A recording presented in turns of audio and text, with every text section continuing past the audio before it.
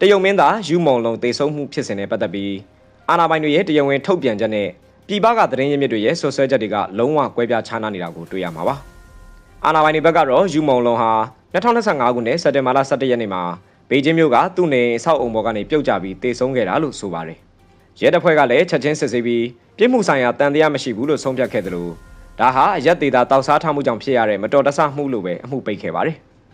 ဒီလိုအလင်းမြန်အမှုပိတ်လိုက်တာကြောင့်ပဲလူလူကြားမှာတန်တရားတွေအကြီးအကျယ်ဖြစ်ပေါ်စေခဲ့တာပါဒါပေမဲ့ပြည်ပရောက်လွတ်လပ်တဲ့သတင်းရင်းမြစ်တွေနဲ့လေးလာသူတွေရဲ့ဆွဆွဲချက်တွေကတော့ပိုပြီးထိတ်လန့်စရာကောင်းပါတယ်သူတို့ရဲ့ဖော်ထုတ်ချက်အရယူမုံလုံးတေဆုံးမှုဟာတရုတ်အာဏာပိုင်အတိုင်းဝိုင်းတွေကအာဏာရှိသုံးပုဂ္ဂိုလ်တွေကကျင့်သုံးတဲ့လျှို့ဝှက်ဆန်းကျဲတဲ့ဘာသာရေးရိုးရာပွဲရစ်ပူဇော်ပွဲတစ်ခုနဲ့ဆက်ဆက်နေတယ်လို့ဆိုပါတယ်အဲ့ဒီပုဂ္ဂိုလ်တွေဟာသူတို့ရဲ့ကံကြမ္မာကိုပြောင်းလဲဖို့ဒါမှမဟုတ်တက်တန်းကိုဆက်ဖို့အတွက်ရှားပါတဲ့စွမ်းရည်ရှိသူကိုရှာဖွေရပြီးယူမုံလုံးကိုအဲ့ဒီသားကောင်ဖြစ်ရွေးချယ်ခဲ့တာလို့ယုံကြည်နေကြပါတယ်အစပိုင်းမှာယူမုံလုံးကိုဂုံပြုခံရခြင်းနဲ့ပြန်လည်မွေးဖွားခြင်းဆိုတဲ့စကားတွေနဲ့ပူးပေါင်းဆောင်ရွက်ဖို့ဖျားယောင်းခဲ့ပေမဲ့ယူမုံလုံးကပြင်းပြင်းထန်ထန်ညှင်းဆန်ခဲ့တယ်လို့သတင်းရင်းမြစ်တွေကပြောပါတယ်ဒီဖြစ်ဆိုးရဲ့နောက်ကတကယ်ကြိုးကင်သူတွေဟာရှီကျင်းဖြင့်မိသားစုဝင်တွေဆက်ဆက်နေတဲ့အာနာကွန်ရက်ကြီးဖြစ်တယ်ဆိုတဲ့ဆွဆွဲချက်တွေကလည်းဒီအမှုကိုပိုပြီးနက်နဲရှုပ်ထွေးသွားစေခဲ့ပါတယ်ခင်ဗျာနောက်ထပ်အကြောင်းအရာတစ်ခုကတော့ရှီကျင်းဖြင့်ရဲ့ရှားပါးမြေကိုလက်နက်အဖြစ်အသုံးပြုပြီးကဘာကိုချင်းချောက်ဖို့လှုံ့ဆော်ခဲ့တဲ့စစ်စင်ရေးဟာသူ့အတွက်လုံးဝအထိနာသွားခဲ့ပါတယ်သူဟာဝါရှင်တန်ကိုသာမကကဘာတစ်ခုလုံးရဲ့အမျက်ဒေါသကိုပါဆွပေးလိုက်တယ်လို့ဖြစ်ခဲ့ပြီးအခုဆိုရင်ဘေကျင်းကခေါင်းဆောင်မှုအတိုင်းဝိုင်းဟာတိတ်တဆိတ်ပဲရှီကိုစွန့်ပယ်ဖို့သဘောတူညီချက်တစ်ခုရရှိသွားခဲ့ပြီလို့သတင်းတွေကဖော်ပြနေပါတယ်အဆုံးဖြတ်ပေးမဲ့တိုက်ပွဲကြီးဟာလက်တလုံးမှာပဲရှိနေပါပြီအပေါ်ကအကြောင်းကိုပြန်ဆက်ရရင်ပြီးခဲ့တဲ့အောက်တိုဘာလ23ရက်နေ့မှာတရုတ်သတင်းတင်ဆက်သူလောင်တိန်ဟာလွတ်လပ်တဲ့သတင်းရင်းမြစ်ပေါင်းများစွာကနေယူမုံလုံးရဲ့မိခင်ကွယ်လွန်သွားပြီဖြစ်ကြောင်းအတည်ပြုခဲ့တယ်လို့ကြေညာခဲ့ပါတယ်ယူမုံလုံးရဲ့မိခင်ဟာရင်ကလေးကကိုတက်သေးဖို့ကြိုးပမ်းခဲ့ပြီးဆေးရုံအရေးပေါ်တင်ပို့ခဲ့ရဘူးတယ်လို့သိရပါတယ်ဒါပေမဲ့အခုထွက်ပေါ်လာတဲ့သတင်းအသစ်တွေအရသူမဟာအသက်ရှင်သန်နိုင်ခဲ့ခြင်းမရှိပါဘူးသူမရဲ့ကွယ်လွန်ခြင်းဟာနိုင်ငံရေးအရဖိအားပေးနှိပ်စက်မှုတွေရဲ့ရလလာ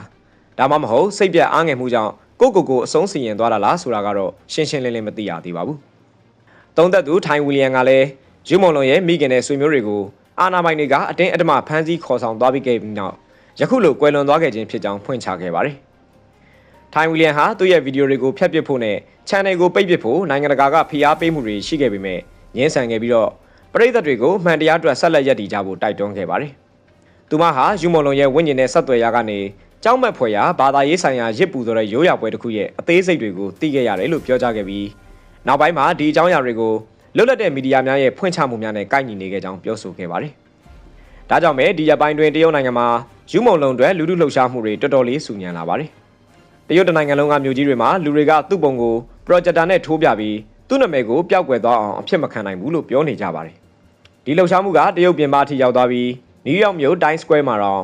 ့သူ့ကိုဂုဏ်ပြုတဲ့ပုံတွေပြသနေပါတယ်။ဒါပေမဲ့တရုတ်ရဲ့နိုင်ငံရေးဖိအားကြောင့် Times Square မှာတော့သူ့နာမည်နဲ့ဓာတ်ပုံကိုဓာတ်ရိုက်ပြခွင့်မရတော့လို့ထောက်ခံသူတွေကကုတ်ဝှက်ပြီးတော့ message တွေပေးပို့နေရပါတယ်။ Hollywood Walk of Fame မှာလည်းတရုတ်အဖွဲ့အစည်းတွေကိုတာဝန်ခံဖို့ငြိမ်းချမ်းစွာဆန္ဒပြကြပါတယ်။ online လက်မှတ်ရေးထိုးပွဲမှာဆိုရင်လည်းလူ9သိန်းနီးပါးလက်မှတ်ရေးထိုးနေတာက